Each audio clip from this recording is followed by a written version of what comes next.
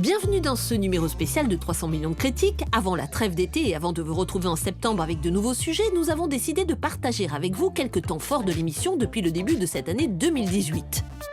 Une année où l'équipe a eu le plaisir de s'installer dans divers lieux de culture, une année pendant laquelle la bande de 300 millions de critiques, toujours soudée autour de Guillaume Durand, a accueilli de nouveaux visages, une année durant laquelle nous avons scruté pour la partager avec vous toutes les facettes de l'actualité culturelle francophone.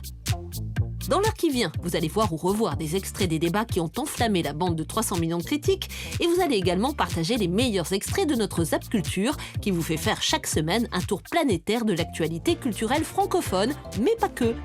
Nous vous souhaitons un bel été et en attendant, 300 millions de critiques le meilleur, c'est parti. Est-ce que l'on peut joindre le futile à l'agréable avant qu'il ne se réduise à une peau de chagrin?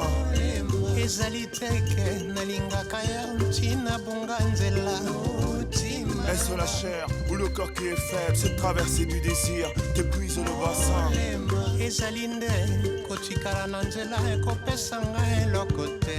Vous connaissez? Je ne le connais pas personnellement, mais je suis, comme Myriam, absolument conquis par ce dernier album. C'est quelqu'un qui a commencé par le hip-hop traditionnel, si j'ose dire, dans les années 90, avec un groupe qui s'appelait Starflame. Et puis, il a pris son envol et il a approfondi ce que Myriam appelle sa proposition. J'aime bien ce mot-là, parce que c'est vraiment une offre qu'il fait au public, avec cette espèce aussi, outre le mélange musical, cette espèce d'harmonie qu'il parvient à créer entre la dénonciation aussi de situations extrêmement difficiles dans son pays, qui est quand même un des pays les plus en difficulté de la planète, la RDC, et en même temps le fait qu'il le fait avec une énergie, avec une prise de distance aussi, avec des textes extrêmement travaillés. Ouais. Il faut vraiment se concentrer sur les textes. On ne peut pas repasser en écrivant, en écoutant Balogi. Et ça, je trouve que c'est vraiment ce qui donc fait découverte. Sa force. Et qui fait aussi, oui, le évidemment. visuel qui et qui fait qu'il peut s'adresser à un public beaucoup plus large et on espère que justement en parlant ici, ça va permettre de le faire sortir de... C'est bien au-delà du hip-hop, quoi. On est bien au-delà. Mais il faut qu'on dépasse ces étiquettes. Et lui-même, d'ailleurs, se dit tout aussi liégeois que congolais. Il est né en RDC, au Congo, et puis il est venu en Belgique. Il y retourne souvent dans son pays d'origine. Et voilà, écoutez-le.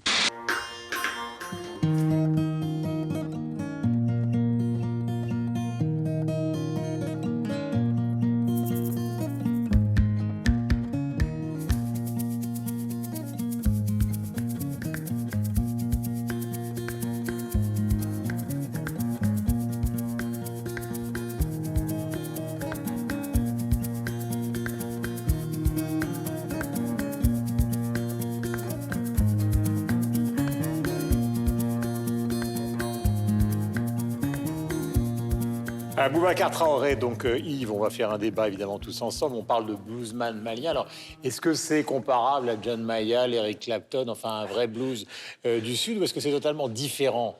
Alors, Guillaume, une des grandes énigmes de l'histoire de la musique du XXe siècle, c'est d'essayer d'arriver à deviner quelles pourraient être les véritables racines africaines du blues, justement, et quelle est sa partie américaine.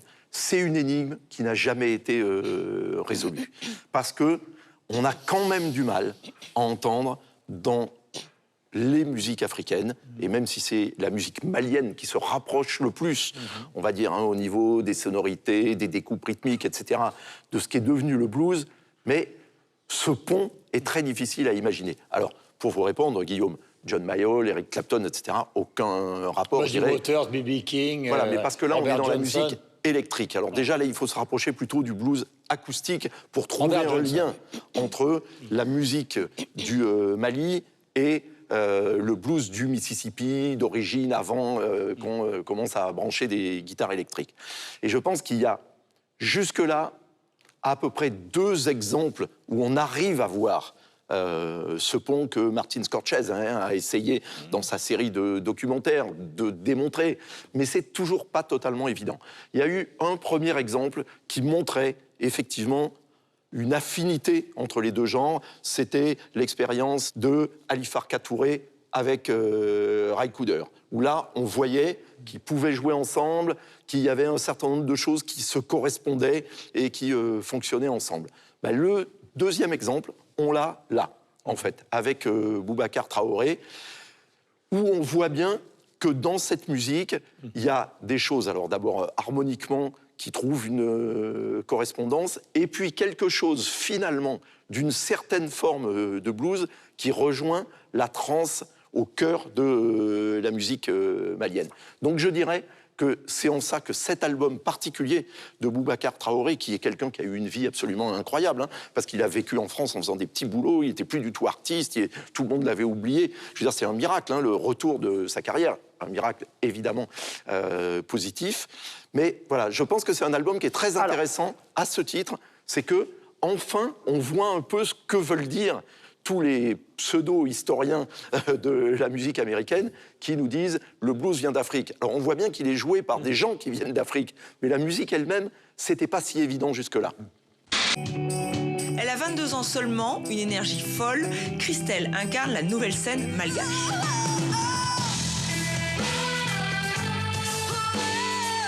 À Madagascar, la plupart des gens pensent que la femme, c'est un meuble fragile, plus fragile que les hommes. Les gens disent non, mais pourquoi tu prends une basse, les femmes, elles jouent pas de la basse. Mais non, c'est pour ça que je me lève. Une femme, il n'y a rien que la femme ne puisse faire.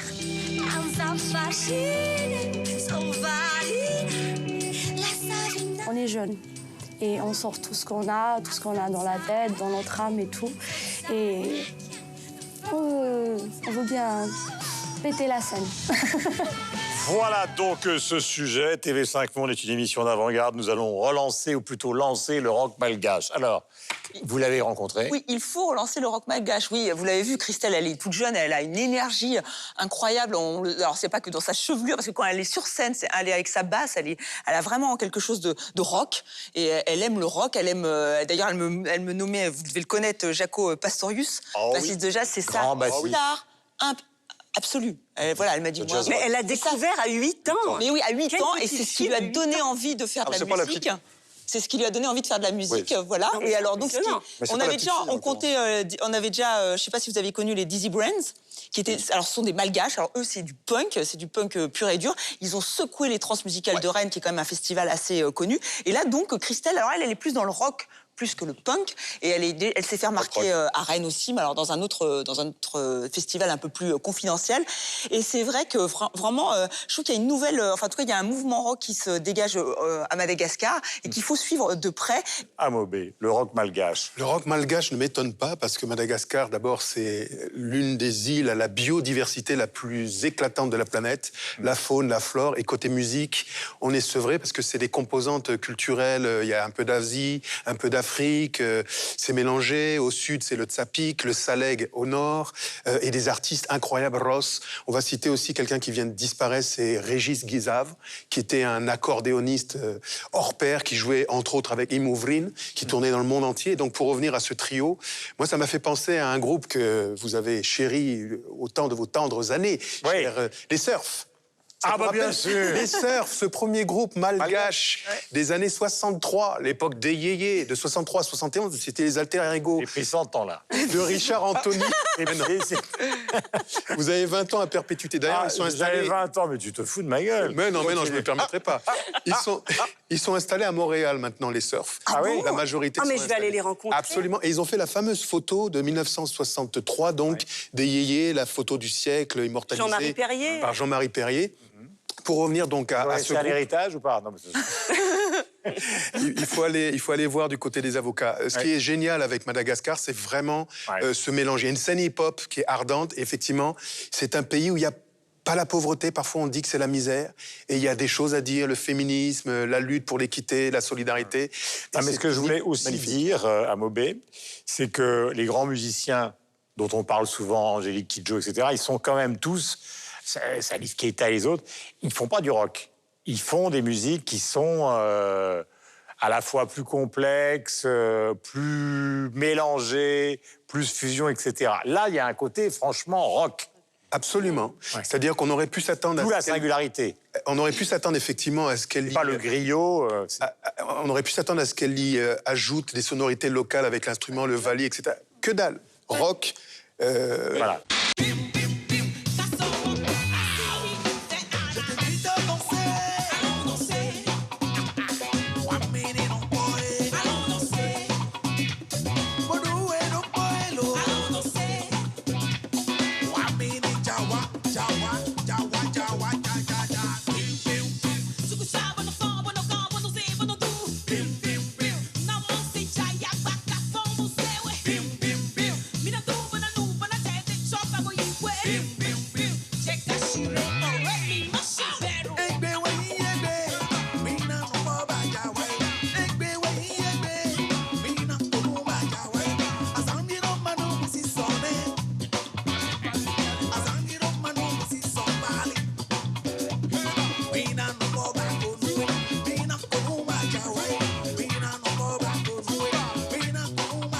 Bonjour ma chère Denise, nous allons commencer par vous pour parler de cette initiative musicale atypique que soutient notre chaîne TV5 Monde.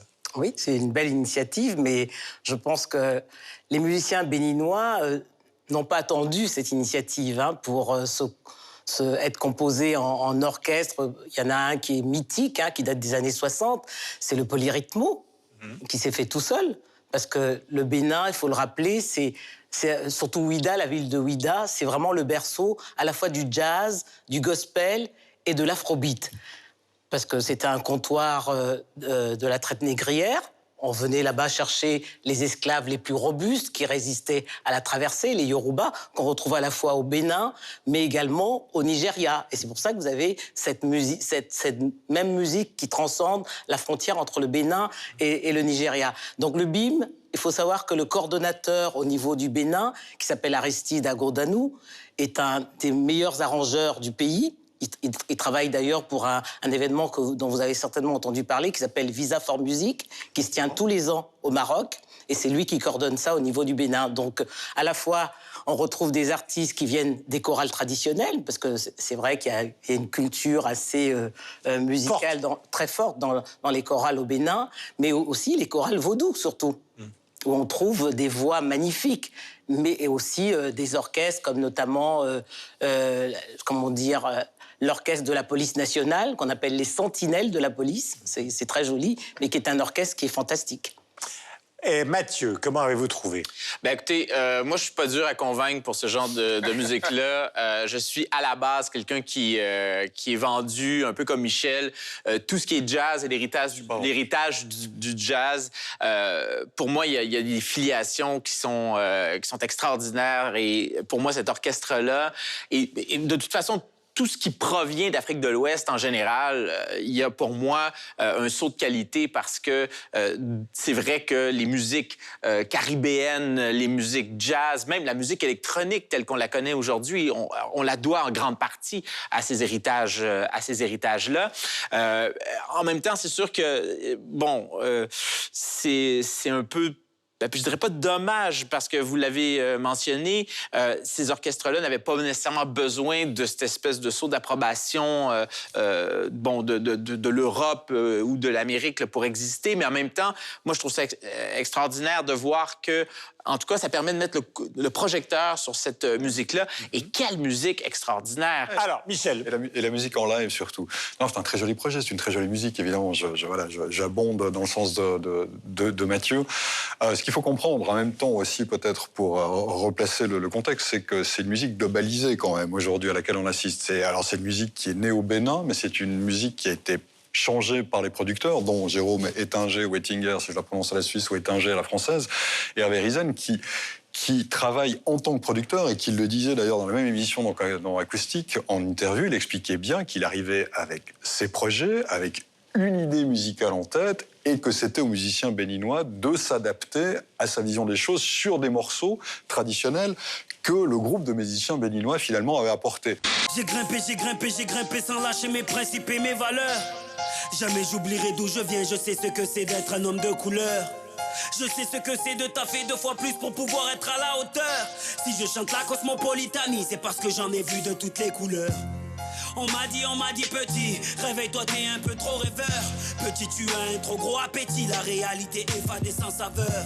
Oublie tes rêves d'ado, comme tout le monde suit le troupeau. Mais le têtu que j'étais avait de la détermination plein le sac à dos. Aucune de leurs dissuasions m'a mis le genou à terre. Aucun médecin au monde ne pouvait soigner ma fièvre. Tout est possible quand tu sais qui tu es. Tout est possible quand t'assumes qui tu es. Aujourd'hui regarde-moi contempler mes sacrifices au sommet de mon Everest.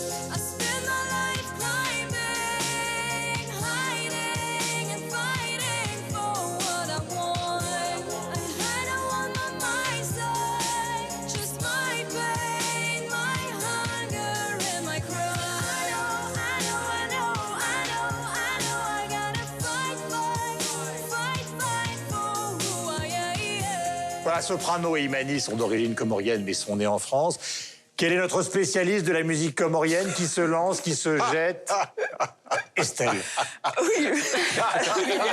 Alors j'avoue que j'ai rencontré Imani, donc je savais qu'elle était d'origine comorienne et en plus puisqu'elle y est retournée quand même assez souvent, bon elle est aussi allée à Tahiti. Après elle chante sur Take Care, elle chante en comorien, mais sinon c'est vrai qu'elle chante surtout en anglais. Elle a un parcours assez incroyable cette jeune femme, elle est impressionnante. Hein. Je sais pas si vous l'avez rencontrée, mais déjà sur les épaules, elle est sublime, est sublime, c'est une ancienne mannequin. Et alors Soprano, lui c'est le plus célèbre des Comoriens, hein, n'est-ce pas? C'est une véritable star, hein, y compris sur les réseaux sociaux. Il est suivi par plus d'1 million de personnes. Et là, il rend hommage quand même aux Comores, puisqu'il appelle tous les internautes qu'il suivent comme ses amis, Mekwels, qui veut dire vrai, authentique en comorien. Donc à chaque fois qu'il fait un post, il s'adresse à eux. Et il y a des petits rappels comme ça des Comores, peut-être pas dans ses chansons, mais en tout cas dans les posts qu'il fait sur les différents réseaux sociaux. Et Imani, c'est exactement la même chose. Elle est suivie par un peu moins de monde. Elle a 41 000 abonnés sur Instagram. Mais elle poste plein de photos de ses voyages aux Comores. Donc, elle rend quand même hommage à ses origines sur les réseaux sociaux. Je vous recommande d'aller d'ailleurs le consulter parce qu'elle poste des coulisses de ses concerts, des répétitions. Elle a rendu hommage aux Beatles. Il y a 2-3 chansons qu'elle interprète remarquablement et elle a un compte caché. En cherchant un peu plus loin, j'ai découvert le compte caché d'Imani, alors là qui est suivi par 445 personnes. Ça sera beaucoup plus après la diffusion de cette émission. Ça s'appelle Nadia, de son vrai prénom, VS Imani, où là, elle nous dévoile ses talents de photographe. C'est plein de photos en noir et blanc. Qui sont magnifiques. Oui, magnifique. Bon, et qu'on découvre donc sur ce... Pourquoi un compte caché, d'ailleurs? Parce que il y a le compte officiel qui est labellisé officiel, et en cherchant un peu plus loin, je vois Nadia VS Imani, je vois des réelles photos d'elle, et on s'aperçoit que... Mais il n'y a pas une volonté de se cacher, puisque c'est un autre... Non, mais ça reste c'est très très confidentiel. C'est vrai qu'après, ce sont des ambassadeurs et des ambassadrices des Comores, dans le sens où c'est vrai que Imani, par exemple, elle était récemment reçue à France Inter, et elle a fait tout un voyage autour des Comores, donc ce qui nous permet, elle nous parlait d'une styliste très connue là-bas. C'est vrai que ça donne des portes, on connaît mal, enfin en France, même si ce n'est à Marseille, je veux bien le croire, mais on connaît mal les Comores. Et moi, Soprano, alors ce qui n'a rien à voir avec les Comores, mais ce que j'apprécie chez Soprano aussi, c'est qu'il revendique son islam, un islam modéré. Il le rappelle que le chant, il l'a appris dans une madrasa, dans une école coranique, et qu'on peut être musulman, modéré, tolérant, ouvert sur le monde. Et ce qui est bien, c'est que, enfin, j'ai lu beaucoup d'interviews de lui. Non, mais c'est parce que c'est important. Il parle presque plus de sa religion que de son pays dans ses interviews. J'ai vu des dieux voler. J'ai vu des hommes fabriquer des armes qui défiaient mon imagination. J'ai vu des aliens tomber du ciel. Mais je n'ai jamais vu une chose pareille. Qu'est-ce que vous nous cachez d'autre?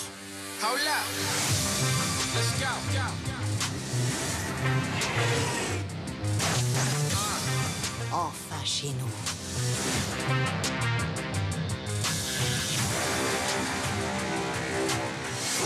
Mon fils, c'est ton heure à présent. C'est à toi de choisir quel genre de roi tu veux devenir. Ne reste pas figé. Je ne suis jamais figé.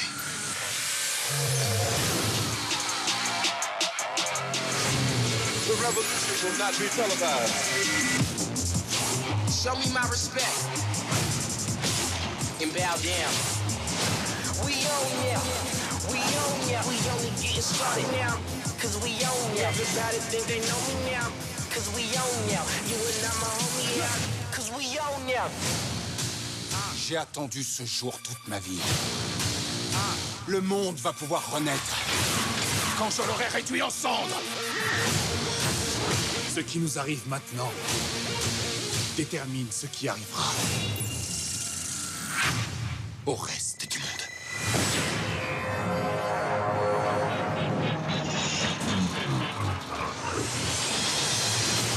You will not be able to stay home, brother. You will not be able to plug in, turn on. Pour le Wakanda éternel! The revolution will not be televised. Amusons-nous un peu.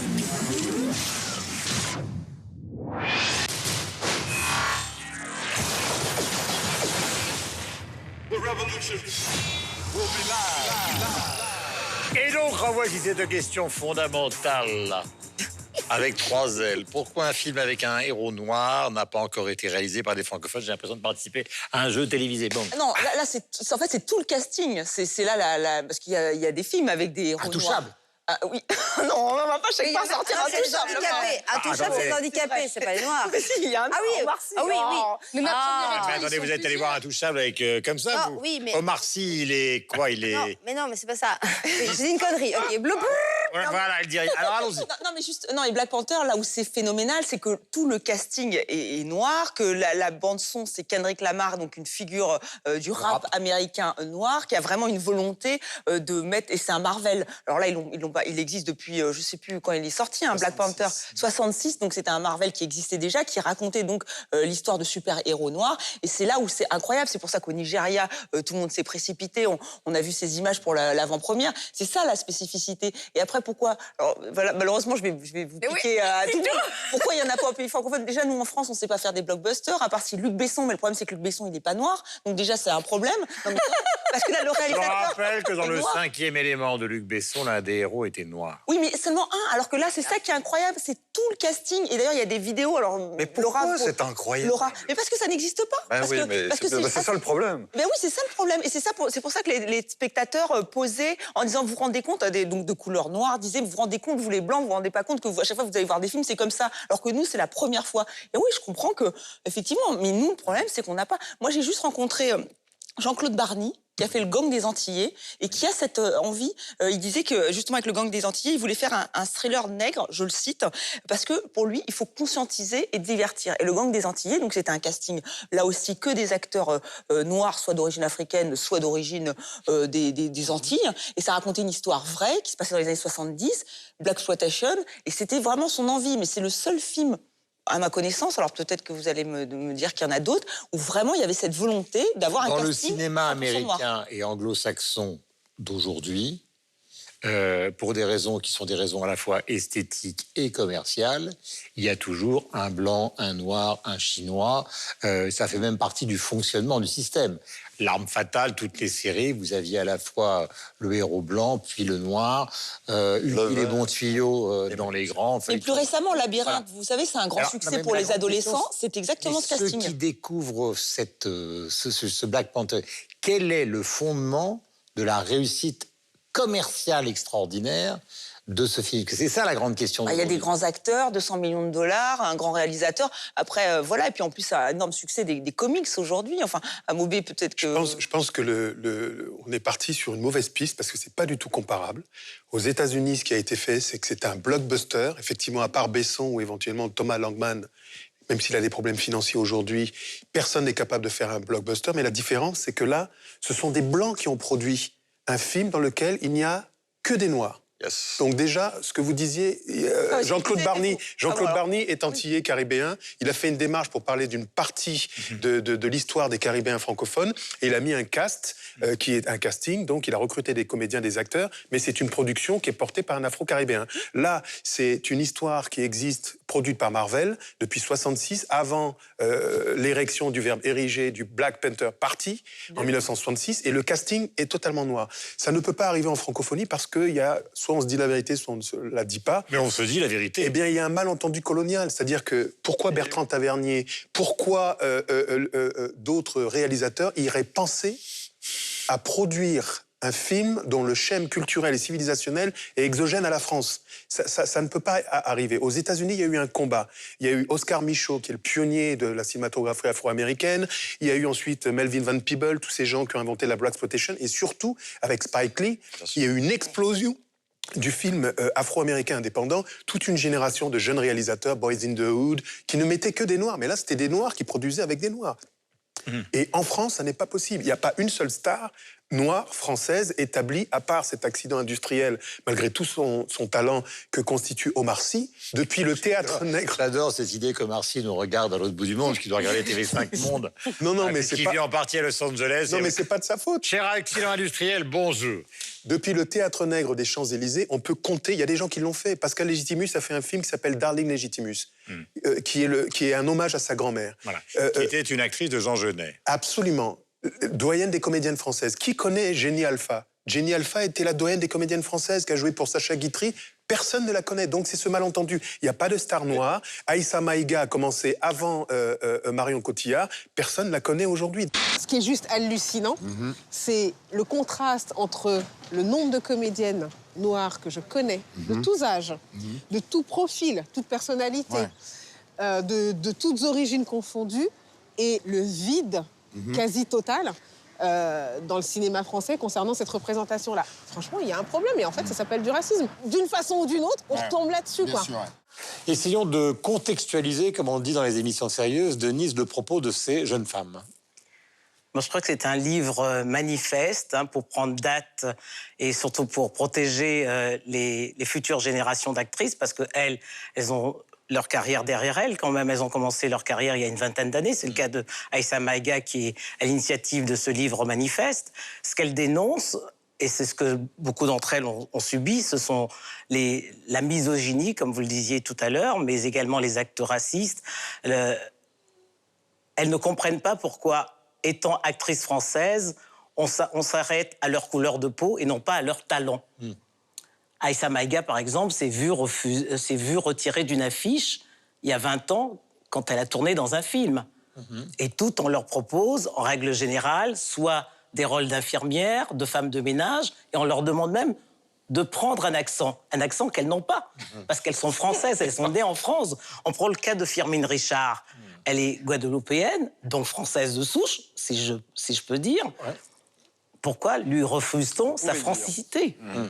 Alors la question qui est posée, quelle est-elle fondamentalement? Parce qu'on sait très bien, vous savez, que la notion de race en matière de génétique n'existe pas. Lévi-Strauss l'a bien Puisque l'ADN, quand on compare les ADN, l'histoire de la couleur de peau, c'est comme les yeux. 99,9% de l'ADN, le vôtre, le mien, sont absolument identiques. Donc, au fond, c'est quoi? C'est une bataille culturelle. C'est-à-dire que du côté des producteurs et des réalisateurs, on considère que comme il y a des différences culturelles ou que la société est dominée par les Blancs, il ne faut pas que les Noirs y participent. Quelle est l'idée, en fait? Et la bataille? Alors, le problème, c'est que le cinéma français est malheureusement dans ce cas-là. C'est-à-dire qu'on a l'impression qu'il faut des stéréotypes. Alors, c'est vrai pour les actrices ou les acteurs de couleur, qui ont la peau noire, mais ça a été vrai pour les Maghrébins, à qui on a demandé... C'est même pas des Maghrébins, d'ailleurs, c'est des Français d'origine maghrébine. C'est vrai que c'est peut-être le problème en France, c'est qu'on nous ramène souvent à nos origines, qui étaient donc condamnés à des rôles de trafiquants, de brigands, parce que ils n'ont pas la bonne couleur pour faire le jeune premier. J'ai l'impression que ça change, et notamment grâce à Aïssa Maïga et toutes celles et tous ceux qui s'engagent pour dire non, ça suffit. Alors on peut se dire oui, c'est peut-être que du cosmétique, mais non. Une nouvelle ère est en train d'émerger. Résultat, pour la première fois, Carmen ne meurt pas. Elle se défend et tue Don José. Certains parlent de sacrilège. Résiste, prouve que tu existes. Nous souhaitons que tous les hommes et les femmes dans le monde se mobilisent pour que les choses changent. L'appel de Cate Blanchett pour l'égalité entre les sexes.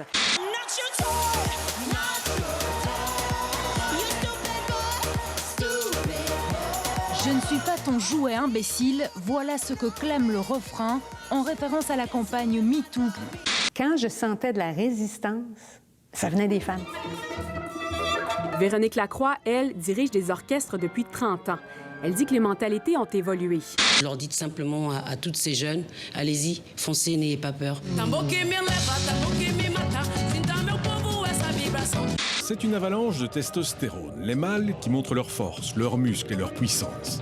À partir de ce vestiaire, il va y avoir un petit événement qui provoque le fait que ces hommes ont envie de faire une recherche sur leur côté féminin. Ce qui est spécial, c'est qu'avant, j'étais juste connu auprès des gens qui aimaient ma musique. Maintenant, je sens que je suis connu par des gens qui m'aiment, mais aussi qui m'aiment pas. Je suis venue te dire que tu peux changer. Valérie Reding transforme son apparence au gré des personnages qu'elle imagine. Elle joue avec les codes de la féminité, questionne l'identité de l'homme, de la femme et de tous ceux qui se situent un peu entre les deux. Bien sûr, il y a nos défaites. Et puis la mort qui est tout au bout. Kassemadi Diabaté, celui que l'on surnommait la Voix d'Or.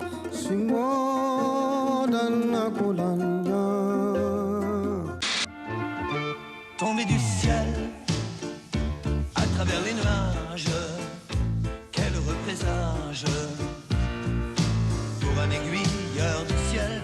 Human Flow contient de nombreuses séquences très fortes aux côtés de ces milliers d'humains brisés par l'exil, comme cet homme qui a perdu 5 membres de sa famille dans son long voyage vers une vie meilleure. As an artist, I'm very concerned about the human condition and humanity.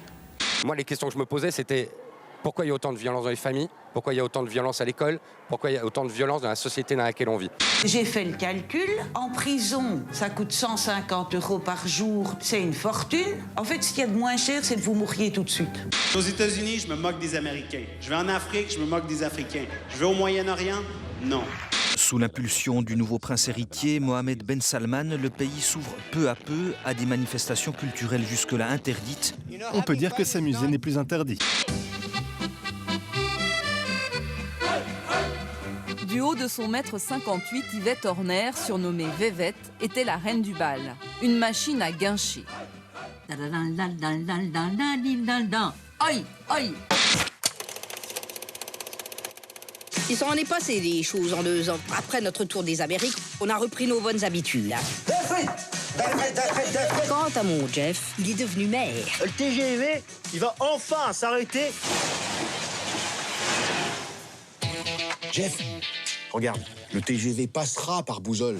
Et Tuche, j'ai décidé de me présenter à l'élection présidentielle. Ah, c'est une bonne décision, mon Jeff, mais tu tombes la plus d'abord. Mon Jeff Tuche. Et pourquoi? Parce que c'est mon nom. Jeff Tuche, président. 7% des voix. Paraît que c'est beaucoup. Ça, c'est énorme, ça veut dire que sur 7 Français, il y en a 5 qui votent pour toi. Jeff Tuche, quel est votre programme? J'hésite entre Koh-Lanta et The Voice. On aura vraiment tout vu, Bichon. Hein. Jeff Tuche, le candidat que personne n'attendait, Élu avec 57% des voix. En tout cas, moi, je peux vous dire, j'ai voté pour vous. Une déclaration, s'il vous plaît, monsieur Papin. Bon courage. Au nouveau président. Non, aux Français. Et voilà les cuisines de l'Élysée. Ah, la cuisine de bâtard. Prévois la sauce samouraï. Samouraï. C'est la mayonnaise qui pique, qui pique. Elle pique tellement fort, t'as les yeux qui piquent. Samouraï. Ça va aller, ça va aller. Et je cours à l'Élysée, moi c'est Jeff Tuche. La loi Tuche, elle vous permettra de bénéficier d'un jour férié avant le jour férié pour vous préparer et d'un jour férié après le jour férié pour vous remettre du jour férié. Il suffisait d'y penser. Restez assis, restez assis. Pendant que j'y pense, là, vous pourrez un peu débarrasser vos trucs, là, parce que moi, j'ai pas 8 bras, hein. Je suis pas un poulpe. Alors, qui peut expliquer, qui comprend justement cette vague Tuche? D'abord, je voudrais dire que malgré le succès en Belgique, toute ressemblance avec des Belges serait purement fortuite. Il y a que les frites. Voilà. Ouais. Mais c'est vrai qu'on est proche. C'est vrai qu'on est proche du nord de la France, et on l'a vu aussi, par exemple, lors de l'énorme succès des Ch'tis. Écoutez, moi, il y avait des films monstres pour aller le voir en Belgique aussi, parce que c'est vrai qu'on est quand même proche de cela. Cela dit, il y a un lien avec la Belgique.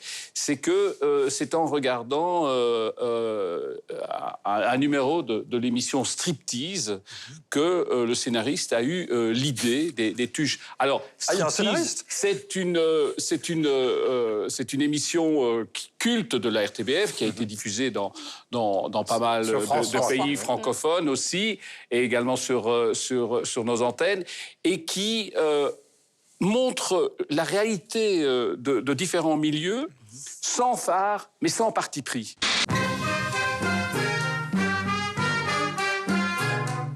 Sa maman, ma grand-mère et le grand-père de mon père, c'est des sœurs et frères. Oui, mais attendez, vous imaginez un peu? La consanguinité, c'est connu depuis toujours. Ça fait des siècles qu'on sait ça. On en apprend tous les jours. Je n'en ai peut-être pas l'air, mais j'ai suivi des cours de self-défense et je suis parfaitement capable de vous plaquer toute seule au sol. Si vous en souhaitez la démonstration, je le fais immédiatement. Mais non, je ne peux pas. Sauf que vous allez vous retrouver d'abord assommé. Parce que je vais d'abord vous assommer, ensuite vous plaquer au sol. Si demain vous réattaquez une bobonne, c'est ma tête, on verra dans la presse en disant « Cette connasse a libéré un type dangereux ». Chacun se console à quelque chose. C'est comment mon ex-femme est partie, j'ai adopté un chien pour... Remplacer votre femme. Voilà, hein. Si vous vous écartez, si vous me trahissez, alors je peux vous gérer de la prison. C'est rien à côté de moi. Voilà Pascal, avec votre sagacité habituelle, puisque nous venons de voir la bande-annonce. D'abord, qu'est-ce qui s'est passé en Belgique autour justement de ce film et quelle est cette polémique ? Alors, il y a eu une polémique parce qu'une des plaignantes a demandé que le film soit retiré des écrans. En fait, que le film ne sorte pas. Et en fait, cette plainte n'a pas abouti. Il y a eu un procès en référé. Ouais, il faut rappeler de quoi il retourne. De quoi s'agit-il ? Ce film, en fait, l'équipe de Striptease a réutilisé la recette qui a fonctionné pendant tant d'années à la RTBF sur le format télévision en court et en long, et sur France 3, vous l'avez rappelé. C'est-à-dire qu'ils plantent leur caméra, ils suivent un personnage pendant très longtemps. Là, il y a quand même 3 ans de tournage. Il n'y a jamais un seul commentaire. Et tout est monté en fonction de ce qui se passe, avec une prise de son absolument étonnante. Ils ont repris un personnage qu'ils avaient déjà suivi il y a quelques années, qui est Anne Gruet, qui est une juge d'instruction. Et ils l'ont suivi non seulement dans les auditions, c'est-à-dire quand elle reçoit ce qu'elle appelle des clients, c'est assez drôle, avec des personnages hauts en couleur, mais il la suit aussi sur le terrain, notamment quand elle va exhumer un corps pour avoir des preuves d'ADN. Ils la suivent aussi dans les soubassements du palais de justice au greffe pour avoir des preuves qui ont été gardées depuis pas mal d'années. Enfin bon, voilà, tout ça est totalement surréaliste. Et tout d'un coup, l'une des femmes qui est dans ce film se plaint. Juste pour la plaignante, il faut rappeler que la scène a été coupée, de toute façon, parce qu'ils voulaient interdire le film, mais la scène, on ne voit pas la personne dont il est question, puisque la scène a été coupée. Ça a été un choix, voilà, pour éviter les soucis avec cette personne. On n'avait jamais vu cela depuis un siècle et demi d'histoire de Carmen. Georges Bizet, le créateur de l'opéra en 1875, n'avait pas imaginé une telle fin à son œuvre. Avant d'être assassiné par son amant, cette fois c'est Carmen qui tue Don José. Une adaptation qui s'écarte de l'œuvre originelle, qui a toujours mis en scène la mort violente de la jeune bohémienne. Le metteur en scène dit assumer son choix artistique, refusant qu'on applaudisse le meurtre d'une femme. Qu'il s'agisse de théâtre ou d'opéra, pendant des années, on a donné des textes, on a donné les opéras, et la mise en scène était pratiquement inexistante, elle n'était pas une réinterprétation. Depuis maintenant des années, on réinterprète, et donc, féminisme rendant la chose intéressante, originale, on modifie la fin de Carmen. Alors, est-ce que vous avez, par exemple, le sentiment, je vais commencer avec vous, qu'il y a dans tout ça une liberté de créateur, ou est-ce que c'est une ânerie qui est en train de s'aligner sur la morale de l'époque ? Battons-nous. Il y a tellement de choses dans cette mise en scène-là, en fait, dans l'annonce de cette mise en scène-là. Et en fait, ça parle à l'histoire de l'opéra, ça parle à l'histoire de la mise en scène. Comme vous l'avez dit, pendant longtemps, on a monté des opéras de manière assez pépère. On donnait la musique, les chanteurs ne bougeaient pas et ils donnaient la partition. Absolument. Et bon, il y a eu des révolutions. On pense dans les années 80, Peter Sellers, évidemment, qui notamment, lui, a complètement revu la manière de faire de la mise en scène. Ou Patrice Chéreau avec Bayreuth. Chéreau, absolument. Puis plus près de nous, on pense à Robert Lepage, hein, qui a fait la même chose avec le Ring au Met à New York. Et donc, Sellers disait quelque chose de très intéressant dans Les Voies de la création théâtrale au début des années 2000, où il est revenu justement sur ces années de création, de mise en scène. Il parlait justement du kitsch en opéra. Il disait dans le kitsch, on n'a que les effets et dans l'art, on a les causes. Et j'ai un peu l'impression que dans cette annonce du changement de la fin donc, de cet opéra, qui est un opéra comme bien des opéras qui est profondément antiféministe. Hein. D'ailleurs, la philosophe Catherine Clément, la philosophe française, avait fait un essai... Rappelons à ceux qui n'ont jamais écouté Carmen de Bizet qu'à la fin, cette pauvre Carmen meurt assassinée. Oui, dans souvent les femmes à l'opéra. Mais oui, les femmes à l'opéra, elles ont tout un destin tragique. Ouais. Que ça soit Turandot, que ça soit la Tosca, Aïda. De toute façon, alors si on commence à changer Carmen, on va changer toutes les... Mais on va terminer. On va tout changer. D'ailleurs, comme je le disais, Catherine Clément, philosophe, avait fait un livre fameux sur cet opéra qui est un art macho au possible, où dans le fond, ce sont toujours les femmes qui prennent les pires décisions, qui doivent vivre avec les conséquences de ces décisions-là. Elles meurent à la fin et tout le monde s'exclame. Mais mon Dieu, que c'est génial, une femme qui meurt à la fin. Donc, en fait, ça ne vous choque pas, vous trouvez ça assez intéressant? Mais en fait, je trouve que si on regarde du point de vue de l'œuvre d'art en tant que telle, est-ce qu'une œuvre d'art doit être sacrée? Moi, je pense que non. Bon, voilà. Bon, mais la manière dont on la désacralise, c'est là où on doit peut-être départager le kitsch et l'art. Et dans ce cas-là, est-ce qu'on est davantage dans une provoque un peu facile? Peut-être que la mise en scène en tant que telle... Ou dans un opportunisme de moment. Mais est-ce que, dans le fond, est-ce que ça n'aurait pas été plus intelligent et plus brillant de repousser les limites, non pas en changeant la fin, mais par la mise en scène, comme l'avait fait Sellers en son temps, de revoir l'œuvre par un clash de mise en scène et un regard esthétique sur la mise en scène plutôt que de réécrire le texte? Tu pourras franchir le Channel. Tu verras le bout du tunnel. L'Angleterre, mon petit frère, et il n'y a rien à y faire.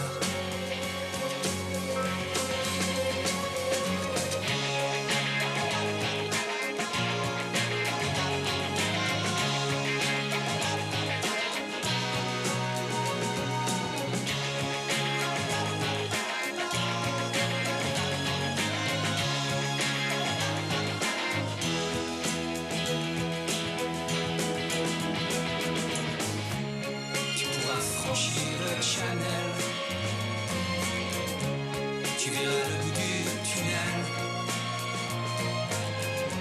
L'Angleterre, mon petit frère, et il n'y a rien à y faire. Voilà une dizaine de titres. L'album s'appelle Amor Fati et voici l'Angleterre, donc qui a été le premier single avec Quentin. Il y a deux questions. Faut-il qu'il chante? Faut-il qu'il se montre? La deuxième question, c'est au fond de savoir si cet album est bon ou pas. Yves? On s'en fout de savoir si l'album est bon ou pas. La question, elle est autour de quid de Bertrand Cantat. Alors c'est vrai que c'est la couve des Inrecuptibles qui a déclenché la polémique. Parce que, d'un seul coup, c'est lui donner la parole et le mettre en majesté, indépendamment de la situation. Et donc, c'est évidemment choquant pour un certain nombre de gens qui disent, alors certes, il a payé sa dette à la société, puisque il fallait rester discret dans son coin. Voilà, il a fait les années de prison auxquelles il a été condamné après l'affaire de Vilnius que vous avez rappelé, Guillaume. Mais la question, après, c'est une question d'une certaine façon de décence, en réalité. Donc, qu'il fasse un album qui, très franchement, est plutôt moyen, il y a 2 bons morceaux, le reste est assez banal, et c'est du sous Noir Désir. Voilà, pour résumer, qui était par ailleurs un très bon groupe. Moi, Bertrand, je le connaissais franchement assez bien. C'était quelqu'un avec qui on avait un commerce tout à fait agréable pendant des années. Mais il s'est passé un événement qui n'est pas neutre, évidemment, dans la carrière d'un artiste. Et qui, semble-t-il, n'est pas un événement solitaire. Alors, exactement. Parce qu'il y a une enquête du Point qu'il a contestée, montrant que c'était un type qui avait quand même l'habitude de taper sur les dames. Oui, mais alors après, tout, attendez... Tout à fait, il y a cette question... Pardon, Estelle, mais effectivement, il y a cette question. C'est-à-dire qu'on est là au cœur de quelque chose qui est un véritable drame. Alors pour lui, évidemment, aussi, il ne faut pas enlever cet aspect-là. Mais donc, déjà, même retenons l'homicide involontaire. Donc, mais déjà, il tue sa compagne Marie Trintignant lors du tournage de Colette, fiction pour France 2 à Vilnius. Et après sa sortie de prison, donc sa femme, Christina Radi, donc, qui est hongroise, qu'il a rencontrée à Budapest, à l'Institut français de Budapest, qui avait organisé une tournée de Noir Désir dans le pays. Et donc, leur relation, alors elle, évidemment, a un autre compagnon entre-temps. On ne sait pas ce qui se joue là, mais en tous les cas, il y a un certain nombre de témoignages, notamment des parents de Christina, voilà, disant que donc, la relation en fait, est devenue... C'est l'affaire elle-même qui est intéressante, beaucoup plus que l'album qui est sorti. Non mais oui, bien sûr, Guillaume, parce que forcément, ça colore la situation. Donc pour tous ceux qui nous regardent et qui ne le savent pas nécessairement, donc Christina Radi, mère de ses enfants, s'est pendue. Oui, je l'ai dit. Donc, double drame. Non mais donc 2 morts de donc vous faites partie des gens qui considèrent que ça devrait appeler une certaine discrétion. Alors, c'est juste ce que je dis. Et on donne la parole à tout le monde. Voilà, mais simplement la question est qu'est-ce qu'on fait quand on est un artiste et que le destin, amor fati, aime ton destin, ta destinée. C'est le titre de l'album. Voilà, vous met ça sur les épaules. Alors, que vous fassiez un album, que vous vous exprimiez, voire même que vous ayez besoin de gagner votre vie, ça, c'est normal. Et encore une fois, il a payé sa dette à la société. Donc ça, c'est éradiqué. La question, encore une fois, c'est celle de la décence. C'est est-ce qu'il est normal qu'il se mette à donner des leçons aux autres? On va passer par les réseaux sociaux. Il faut que je termine. Guillaume, pardon, le sujet est trop délicat. Je suis obligé de terminer là-dessus. Ou alors vous effacez tout et vous vous mettez à parler d'autre chose. Mais la question, c'est quand on a vécu ce double drame, pour lequel on est malgré tout plus que suspecté, c'est-à-dire condamné dans un cas et suspecté dans le second. Est-ce que la décence ne voudrait pas que, indépendamment du fait que vous enregistriez un album, etc., c'est vous ne disparaissiez pas pour aller faire de l'humanitaire en Afrique, en Asie du Sud-Est, en Amérique latine, etc., de manière, si vous voulez, à d'une certaine façon donner le sentiment à la fois de ne pas continuer à bénéficier de votre notoriété antérieure ou nouvelle et entachée, et que d'une certaine façon, vous ne passiez pas par cette période souterraine avant éventuellement de revenir en donnant le sentiment que vous avez fait quelque chose pour vous racheter vis-à-vis de l'humanité. Moi, c'est mon sentiment. Je dis ça et je pense avoir une petite crédibilité pour le dire, de par justement la relation assez affectueuse que j'avais avec Bertrand et les autres Noir Désir. D'ailleurs, le groupe a explosé après sa sortie de prison. Ce qui est aussi un indicateur sur le fait que les choses n'allaient pas bien entre eux, puisqu'ils étaient les plus informés de la réalité de la situation, ces 3 partenaires. En fait, c'est un peu le rêve de tous les artistes qui ont l'hypertrophie de l'ego, vous voyez. Donc, être présent à jamais sur Internet, c'est mon rêve. La technologie, c'est un outil. Sans cet outil, je ne pourrais pas le faire. Je ne pourrais pas jouer un instrument pendant 24 heures sur 24 et je ne pourrais pas le faire partout sur la planète. Une technologie qui permet de voir double. Avec Orlan et son Orlanoïde, l'artiste française nous propose un striptease verbal. Une œuvre spectaculaire, mais pas autant que toutes celles qui intègrent le spectateur, au propre comme au figuré. Au fond, les artistes ont toujours rêvé de ça. Pourquoi? Parce qu'ils donnent une œuvre, ils offrent une œuvre. Et nous, avec notre inconscient, avec notre culture, au fond, nous l'interprétons différemment. Mais là, c'est beaucoup plus fort, puisque c'est également la présence, notre seul présent, notre souffle et notre corps qui agit sur les œuvres. C'est tout le paradoxe de cette exposition. Si les robots sont devenus des artistes comme les autres, les êtres humains y ont toute leur place. Le robot va-t-il supplanter Léonard de Vinci? Il faut juste replacer le contexte, parce qu'on n'est pas juste dans l'art digital ou de l'art numérique. Enfin, je ne sais pas si on a bien saisi la nuance. C'est-à-dire qu'on est aussi... je vous remercie. Bah oui, non, je me permets, parce qu'on est aussi dans l'intelligence artificielle. C'est-à-dire qu'il y a des œuvres qui sont créées ex nihilo par des machines. C'est pas simplement un outil à disposition de l'artiste. C'est vraiment, on a programmé une machine. Mais en même temps, il y a encore quelqu'un... Il y a une programmation au départ. C'est ça qui fait la différence fondamentale. Et c'est ça qui est très bien expliqué. Moi, je trouve que cette exposition, elle est géniale, de la part de ses concepteurs. Et d'abord parce qu'il y a un vrai processus pédagogique et didactique. On pose en effet la question de savoir est-ce que c'est de l'art ou pas, mais on met bien les choses en perspective en faisant basculer d'une œuvre à l'autre, d'une interrogation à l'autre, le spectateur qui se demande « mais oui, c'est de l'art, mais non, finalement, c'est pas de l'art ». Et on en arrive à cette conclusion, désolé pour le spoiler, que de toute façon, ces machines, elles ont été créées par des hommes, et donc elles sont la prolongation des artistes. On a commencé par peindre avec le doigt, et puis on a inventé le pinceau. Est-ce que pour autant, ce n'était plus de l'art quand on peignait avec le pinceau? Et je vous dirais autre chose, c'est que moi, je suis arrivé dans cette exposition un peu comme un chroniqueur qui doit parler d'une exposition. Après 1 minute, contrairement cette fois-ci à Myriam, j'ai été totalement conquis. Et à un moment donné, en arrivant dans une salle, il y a une dame d'un certain âge, comme le mien, à côté de moi, que je ne connaissais pas, qui est entrée et qui a dit « Mon Dieu que c'est beau !» et puis qui s'est excusé d'avoir exprimé comme ça une réaction. Eh bien oui, c'était très beau. Je suis sûr que la plupart des gens ne sauraient pas dire si c'est une œuvre qui a été créée directement par un artiste ou par une machine. Mais qu'est-ce qui compte dans l'art? C'est l'œuvre. 300 millions de critiques, c'est fini pour l'été, et toute l'équipe vous donne rendez-vous en septembre pour de nouvelles aventures.